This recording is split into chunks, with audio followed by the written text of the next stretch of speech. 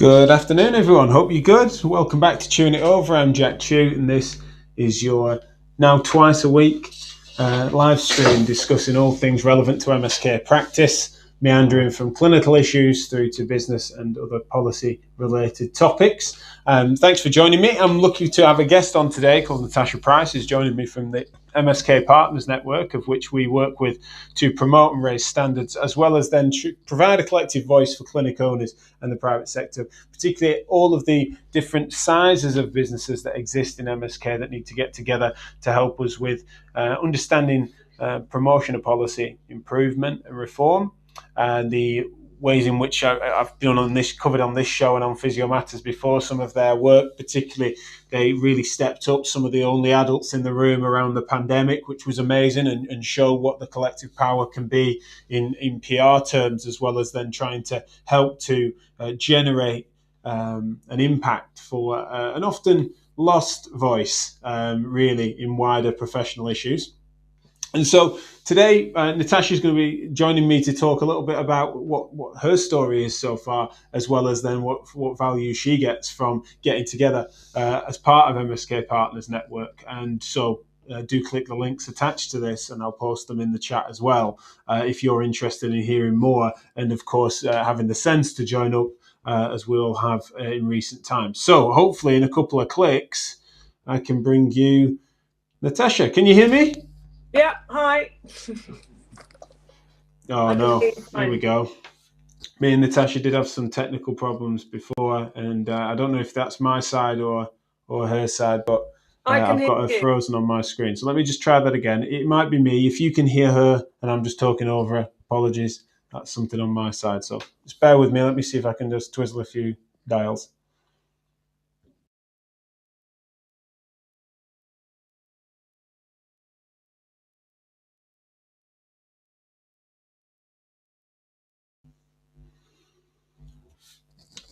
Okay, hi everyone. Sorry about that. Hopefully you can hear me okay. And if I bring in Natasha, can you hear me? Yeah, I can hear you. So sorry about that. I don't know if you could hear me the first time. I could hear you first time. You could hear me the first time, and it happened to me last week actually, and the listeners could hear you probably as well. So that's probably my fault. Sorry about that. We've had some tech issues and grumbles this afternoon, but thanks for your patience. Really appreciate it. Could you just introduce yourself for the listeners first and foremost? Yeah, hi. I'm Natasha Price, and I'm the owner of Central Health Physiotherapy. We have 3 clinics across London, in St John's Wood, Chelsea, and Chancery Lane. I've run the business for about 23 years, and it's grown from a sort of one-man band, well, 2 of us initially in a small room, to where we are now today. So we've had quite a mixture of things. We did run all the physio services for private hospital at one point, both in and outpatient, but now we're focused on being a sort of MSK outpatient service with a few extras like neuro. I'm in our neuro room at the moment, peds and women's health. Fantastic. No, that's brilliant. And so tell me a little bit about what you feel are the priority areas in MSK private practice, and why that warrants getting together with others. Because it's sometimes people assume it to be all competition and no collaboration. So just talk. So if you can talk me through what your take is on the issues, and therefore why getting together is wise. Yeah, I mean, I think I would definitely have seen it as competition as well, considering the people that set it up were some of the bigger players in London. But I think the pandemic, that sort of crisis brought everybody together. And I think it made us realise that actually was strength together collaboratively rather than in direct competition. And at that time, we all needed each other's help. I think the core focus was initially to deal with insurance companies to try and work not as a cartel or anything, but sharing ideas how we manage them. Yeah, exactly. How we get respect for the monetary respect for what we do. Because a lot of us, our self-paid prices are higher than the insurance companies will pay. And as we all know, in private practice, the insurance companies will come in at about 40% lower. With a view, they give you volume, but they also give you headache. So yeah, they give you volume of administration as well. What's the percentage split for you in your clinics then between, say, cash payers and insurance? Well, interestingly, it's definitely swung the right way in that most people are self-funding. Pre-pandemic, even in our city practice, 75% of patients were self-funding. Now we're building back up. It's slightly higher, so it's about 60% self-funding in the city, but in our other practices, it's still 75-25. So, Right. Okay. so the insurance companies are, but they're still important to us, and we still want to work with them. And it's just finding a way that feels fair and comfortable. And I think what we're doing very much now with MSK-PN is encouraging all the members, and hopefully to get more members, but to all follow a similar PROMS system where we can really measure our outcomes and demonstrate our worth. And until we do that, it's our belief that the insurance companies won't recognise us. So they say. It's difficult to know if they will actually do what we're asking them to do. And they're businesses at the end of the day, and they don't want to spend a lot of money for things, but there's lots that they could be doing to save themselves money as well. Yeah, Physiotherapy is one of them. Well, I think one of the things that they're playing chicken with it a little bit, aren't they, at the moment? So they are businesses, and therefore that's one of the reasons why they've had the swagger to think that they can behave like this for a while. However, they are going to need to respond to certain market forces, including a lack of access that might be then put upon them by people then not accepting their patients. And so we hear from people like that all the time, and therefore, they're going to need to necessarily, going to have to come to the table, and this table is being shaped in part by MSK-PN, which has been interesting. What progress do you feel MSK-PN's made that others haven't? Have you been involved over the years with any other organisations, and is there a relevant difference there, or is this just another wave or a continuation of support? I think maybe because it was set up by some of the bigger groups, they maybe had a bit more influence with insurance companies. I know Physio First have tried with insurance companies, but they didn't seem to make, I'm sure they might argue the other way, but they didn't seem to make much impact on that side of things. And the CSP, we're all members of the CSP and we get a lot from that. But in this area, in private practice, and I know they're trying to change that as well, but we feel like we're not as well supported by that group. So I suppose MSK-PN was a different way of looking at it and much more focusing on the quality that we provide to drive the pricing. So one of the things that I noticed of MSK-PN and Physio First is then gone to an outcomes-based measured approach to then demonstrating with data to the insurance companies the outcomes that are worth funding, and that's therefore going to be an obvious saving for them who would otherwise be on the hook for interventional and more expensive procedures if they didn't manage their patients sensibly with the right expert practitioners.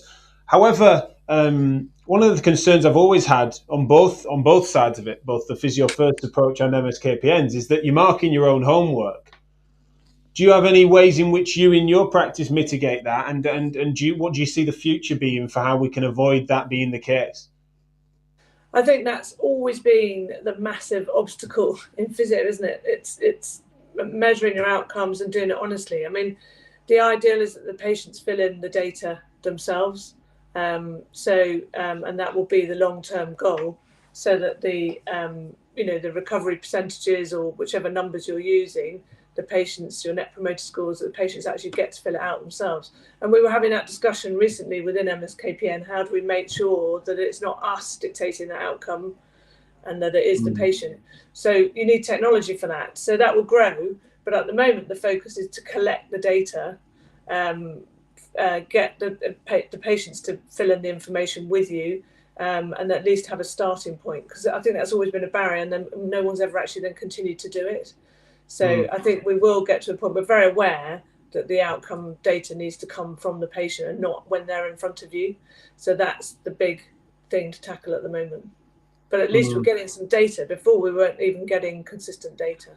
So no, absolutely. Yeah, I get that. And I think one of the big ones is just because, well, it'd be really unusual, and you're only really cheating yourself if you start then cooking the books and filling in patient proms for yourself. Like, anyone could have done that forever. It's more the cherry picking, and I don't even mean like overtly.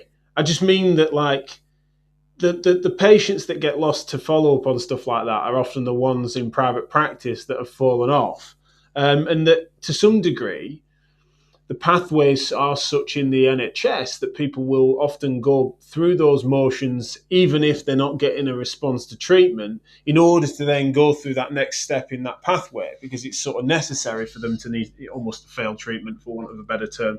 Whereas in private practice, they get lost to follow up, and that's sometimes difficult to track. I think that's one of the things that technology does need to help us for, and it's a tough nut to crack. Don't get me wrong. I'm not sat here with a ready-made solution to it, but I just know that that's something that has been a concern of our network, really, as to how credible is that data on all from all groups, really. What do you think in terms of policy then we should be driving towards as a network of private practices of varying sizes? What do you think will help to raise standards beyond what we've just discussed with regards to quality? Well, I think the fact that you actually, have the capability of recording your outcomes is really important, and I think all practices should be doing that. And if they're not, then they don't really fit into that quality agenda. I think going back on that, on the quality side of things, we are looking to have that data stored in a secure place, and it will be an external group that then audit it and produce the statistics. So there is a move to do that, so that it is not just individual practices saying, yeah, we're great. Be transferred to them in order for this to work. But yeah, I think on the quality side of things, I think the way we employ staff, where they come from, their training, the training offerings that we're giving people through MSK-PN as well. So we're doing management courses currently for people within the group. But the idea would be that there'd be more clinical training on offer as well, just like the other groups do. Yeah, and what's with regards to, say, the leadership and management and stuff? What do you feel in your experience, which of course then you and many others bring to MSK-PN? What do you feel we as healthcare businesses maybe have needed to adopt and learn from elsewhere? Well, I think at the end of the day, we're all physios, aren't we, that run these businesses generally, and we were trained in a very different way. We weren't trained in people management or money management, I think what I hope to bring to MSK-PN is someone who's started from the bottom and built up, to be able to give advice to new business owners as to how to do things. And one of the great things we've got is just a simple WhatsApp group, and there's some young physios that have come in, set up the business, and just asked, what software do you use, what accounting systems do you use, do you rent, do you lease, where do you get your equipment from? It's a fantastic, quick fire place to get information. And that's really helped, I think, some of the new business owners that have joined the group. I think that's the thing, is that collective learning that can occur, so that we don't all end up making the same mistakes. I think that was one of the things that really can be hugely valuable, and particularly was around a time of strife in the pandemic, where we needed to make sure that then we drove forward together. Do you think that one of the risks, I guess, for any group that was not necessarily born of it, because it was MSK-PN existed prior to, but I just mean lots of these things came together and the needs were different during the pandemic. But do you feel that there is a risk that these things were wartime strategies and that they're not necessarily as well equipped for peacetime? And if not, and I'll admit that I think that there's an easy adaptation to make, but how might we make it? What will we do differently ongoing that is going to be relevantly different to the pandemic needs? I'm not really sure what you're driving at. Can you give me an example? No, fair enough. So in the pandemic, getting together and needing to deliver PR-related noise about the fact that then we're open for business. There were also things like understanding how to manage your cash flow, negotiations with grants and other funders that could help to just keep your lights on. Those are things that aren't as important now, but you can make sense of why collaboration rather than competition is the C word on your lips. Whereas as you get towards more peacetime, those particular things aren't as important. what is important ongoing. And I just wondered if you'd given thought to how we'd then be able to as an organisation, kick on without that obvious unifier. Yeah, I mean, I think despite, since the pandemic, the WhatsApp group has just been just as lively, and it's not all about COVID. Yeah, So, great. there have been, different questions coming up about different things. The HCPC, for example, have been incredibly slow to register anybody. They're meant to do it within 60 days. If they're coming from abroad, they're lucky if you get it done in 6 months at the moment. So I've approached the HCPC, and like everyone, have been put on a waiting list for a response. But, I'm trying to find out why this is happening and, calling them to order in a way. They can't behave like that when we're already, if we have to register with them to practice. Yeah. For example, what they did recently when they managed to somehow take 3,000 physios off the list without telling them, cancelled their standing orders. So therefore they were not able to practice, supposedly, because they weren't registered, and tried to just say, well, you can't practice till you're registered. Well, if you're a self-employed physio, how are you not going to work for 3 weeks? Who's going to pay your income? And they just had nothing to say on the matter. So, people like that, need to be, and as a group, we probably have a stronger voice. Some of the providers of the software that we use, I won't mention any names, but some are a bit slow to respond when you've got problems. But when you approach them as a group, say I'm from MSK-PN, we need you to respond more quickly, they did turn it around. So I think it's a voice, a collective voice for us, for all our everyday issues. Things like practice insurance, where do we all go for our practice insurance? Who gives you the best deal? Unless you can ask people that, you could end up you could be paying twice as much as you need to. And I think most people go through James Hallam because that's a CSP recommendation. But in fact, there are other practices out there that do what we do, insurance groups that will support people like us. And we need to know about it. So I suppose it's much more than just the pandemic. Probably drove us to be more open about how we do things. But now I think, it's a great place to get more ideas on these things. Because some people in such groups, and I don't just necessarily mean within our industry, but more broadly, people would be concerned about, will I end up giving more than I take? And therefore, is that a concern that they sometimes have? Is this something that really everyone is forthcoming and not over extracting? Yeah, I think they are. I mean, occasionally people ask, "Oh, can you send me a job description?" And I think, well, that's outrageous. No, do your own. So some people do slightly push the boundaries, but I think generally, no, I think it's a fairly open platform. I mean, obviously things that are commercially sensitive, you're not going to share. Sure. You can ask, but they won't necessarily.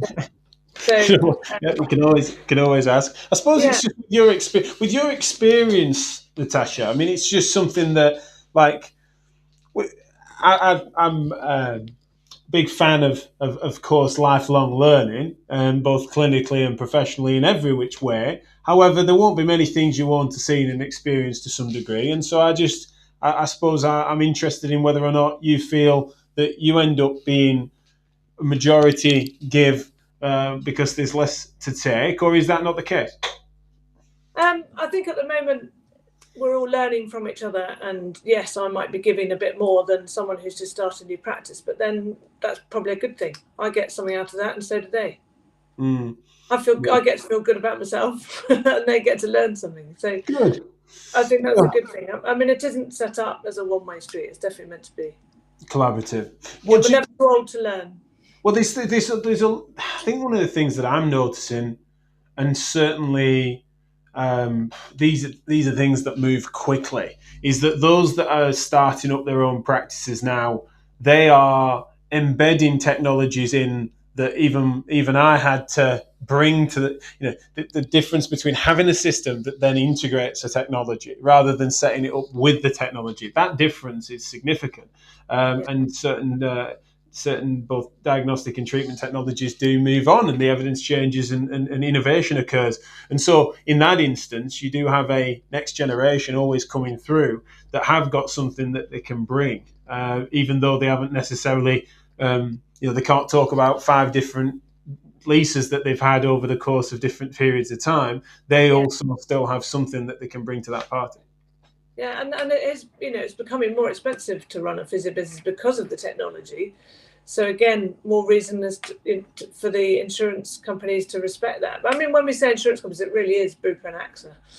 I mean, I think the others, and Vitality, I suppose, but they do things differently. But yeah, the more it costs, the more we have to charge, and then that's difficult. And physio is a very small margin business, as you know.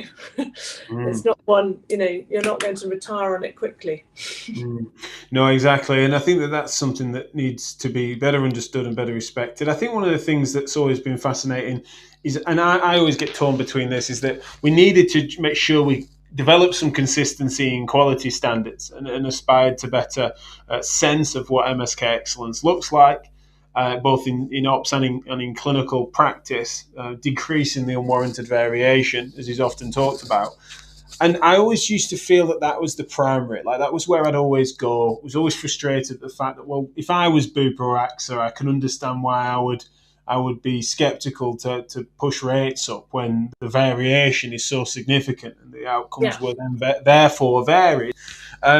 However, one of the things I've come to realise recently, when I look back and studied it more carefully, is that there's always been quite a significant disparity within, say, physiotherapy relative to podiatry, physiotherapy relative to chiropractic, or relative to osteopathy, depending on which of the insurers. And that's something that when you consider that they've not necessarily got their act together with regards to that variation or aspiring to evidence-based standards. And so there has been something that is to be, say, in physiotherapy terms, an area where it's been lagging behind regardless of that quality, which has been frustrating. So that's why a collective voice is essential to say that this is an injustice that the patients end up suffering under, really. Yeah, and insurance companies, well, as we know, within physio and things, if they're sending someone I sent someone to a sports specialist the other day who needed another referral for physio in order to be covered for more physio. And what a waste of money that was to start with, because 200 quid for the doctor just to say, yes, have more physio. But not only did that happen, the patient then had 3 more scans, which I would never have ordered, so it just doesn't make any sense. But if we can, as a group, try and prove that this is what's happening and come up with a better solution, then they're going to be better off. Well, that's it. Those triage, really. That's it. Those over medicalized triage-related pathways that have, say, imaging or consultant consultation, orthopedic or neuro otherwise, those systems, they do just end up being self-perpetuating because they suit a certain agenda, or that style of just practicing hasn't necessarily been upgraded as professional licenses and qualification and ability, as well as the evidence that demonstrates that most of these people need some rehab, or you need to have exhausted those options prior to considering interventional methods or needing imaging that might change the pathway. And so it's just that but then the suits at the top of these organisations, they ain't a clue what the latest guidance is on a clinical pathway. So we need to find better ways to update them and update the process. We're getting a cameo. Tell them that they can come in, Natasha, as long as they get involved in the stream. They want to throw me out of the room. We're gonna mic them up. Yeah, well, it's 1 o'clock, so we'll get ourselves off because we were a little late starting. Okay. Thanks so much for your time. No, not at all. No, thanks so much for your time. It's been really interesting to hear about your business, as well as then to encourage people to join, of course, MSK-PN. Please do visit mskpn.co.uk/physio matters and sign up there. You can, and the process is one that is important to engage with, because you really can give and take. It's a network that is still young, but is definitely developing and growing at a fast rate and really exerting influence at a rate that has been impressive. So really encourage that. So thank you so much again for your time, Natasha. All right. Good to talk to you. Take care. Cheers. Bye-bye.